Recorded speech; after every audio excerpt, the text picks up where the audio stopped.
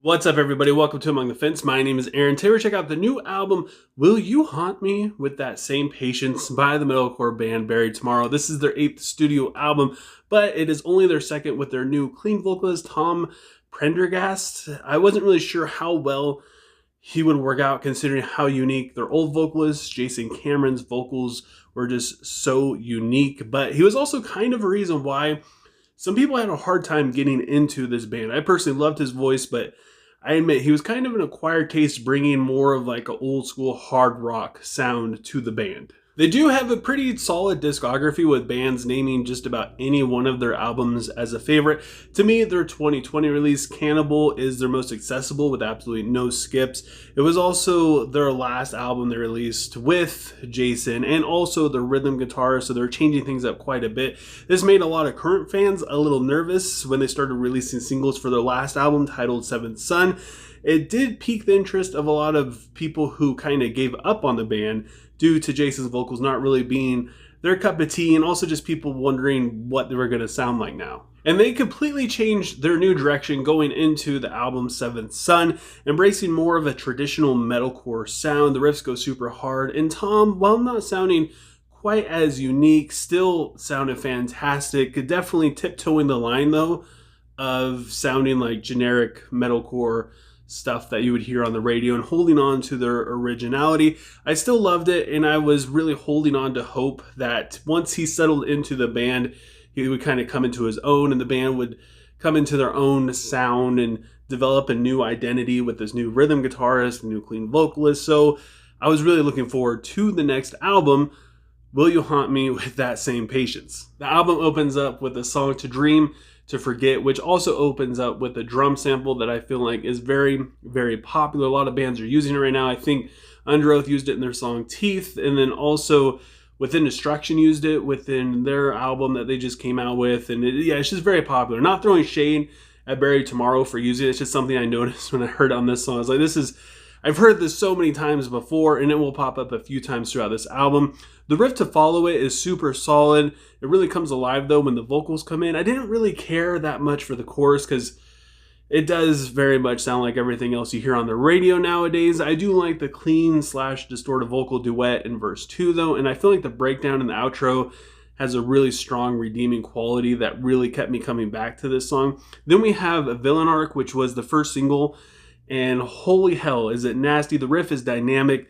It makes the drums and the vocal pop so much more in the chorus. The whispered vocals in verse 2 do a lot to build a suspense, and halfway through it explodes with one of the best rhythm sections on this entire album. The clean vocals come in soaring in verse 2, which completely caught me off guard. Was not expecting that. And the last 30 seconds of this album are pure bliss. I would say this is probably my second favorite song on this album.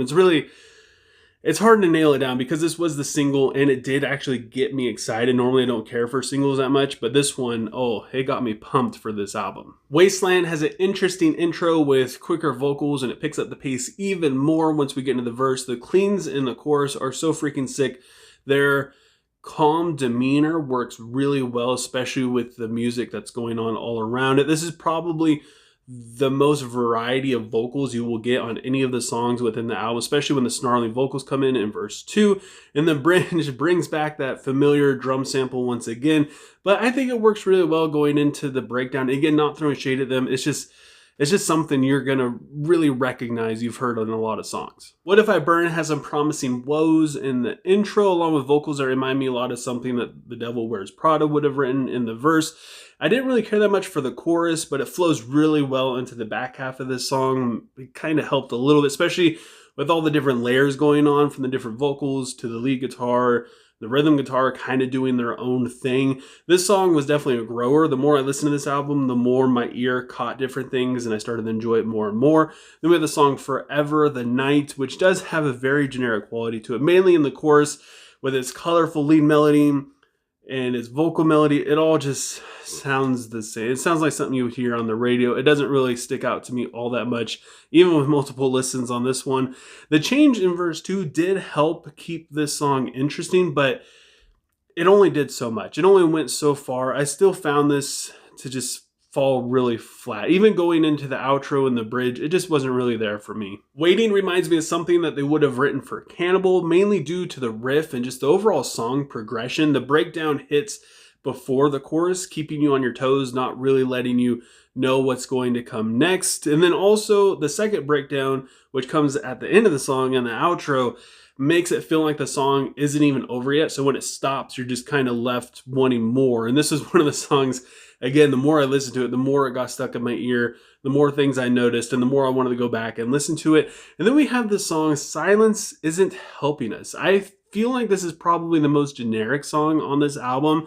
I dig the synth though, surprisingly, and I wish it had more of a presence within the song because I feel like it really does a lot to create a good atmosphere that kept me interested. Just the rest of the song wasn't really there. The musical performances and the vocal performances I felt like were pretty boring, and just everything, even the lead guitar melody, it just felt super dated. And then we have Found No Throne, which I have a feeling this is going to be a lot of people's favorites. I mean, it's got a somber intro with just vocals and acoustic guitar, and it's okay. I was expecting it to take off quite a bit quicker than it did. It does a good job at building up to suspense, and it has an epic buildup, but it doesn't really build up to anything at all. It builds up and then it just falls right back down. I think it would have been better if this song wasn't as long as it is, coming in at about 4.5 minutes. It's practically the longest song on the entire album, which is too long for it to not really go anywhere. I have a feeling that fans will really dig the emotion, but with multiple listens, every time I heard this song come on, it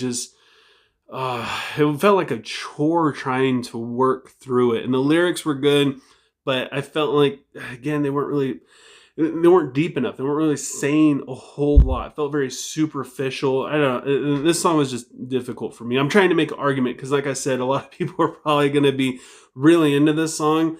So yeah, that's my stance on it. I know if you love it, then I'm sorry, but it was not that great for me. And then we have the song Yokai, which I feel like is going to be another fan favorite, and I gotta agree because this is an absolutely nasty song. The vocals are fierce and the drums go so freaking hard.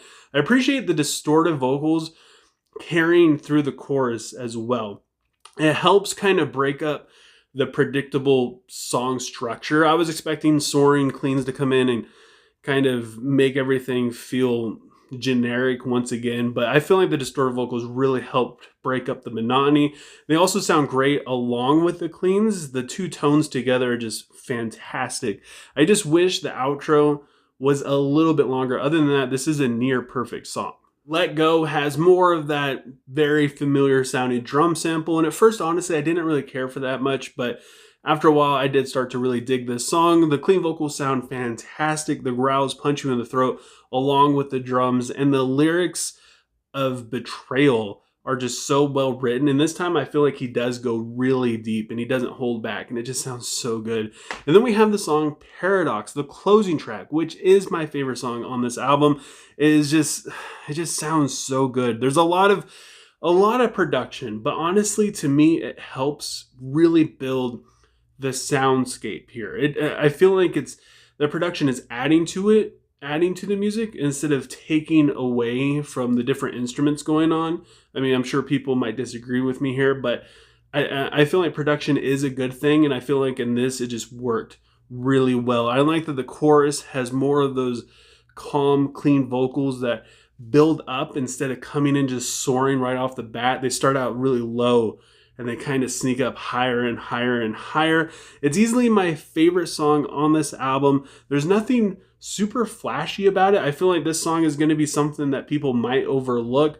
It's just pure emotion, and I feel like it finishes this album off beautifully. This was a tough one for me because I really enjoyed this album, but there are just a few songs that just feel like filler. Like they're just phoning it in. I felt like they could have had a really solid 5-track EP here, but instead they tried to make a full album, and they just kind of wrote songs here and there that fit the metalcore bill of what people were listening to today and just threw them in there so they could release a full album. I feel like it still is a solid example of what the new vocalist can do Honestly, I feel like he sounds good on this entire thing. There's just, again, it's more or less the overall sound of the song, not just one thing that I had a problem with, really.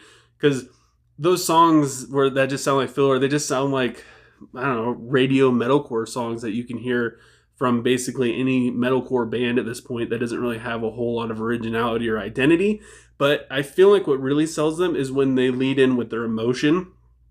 Sure, the music doesn't change honestly all that much. The riff might go a little bit harder, but when they lean in with their emotion and they really play what I feel like they're feeling, I guess you could say they're playing with their feelings more or less than their ears, writing something that is releasing the emotion as opposed to writing something to, like I said, mostly filler songs. I feel like that's when the bangers come through. And because of that, I got to give Will You Haunt Me with That Same Patience by Barry Tomorrow a 6.3 out of 10. But I want to know what you guys think. Leave a comment below letting me know what you thought of Will You Haunt Me with That Same Patience. Let me know what you would rate it, what your favorite song is. Also, if you enjoyed this video, don't forget to give it a like. It helps us so much with YouTube's algorithm, and it'll keep my videos popping up in your recommended section.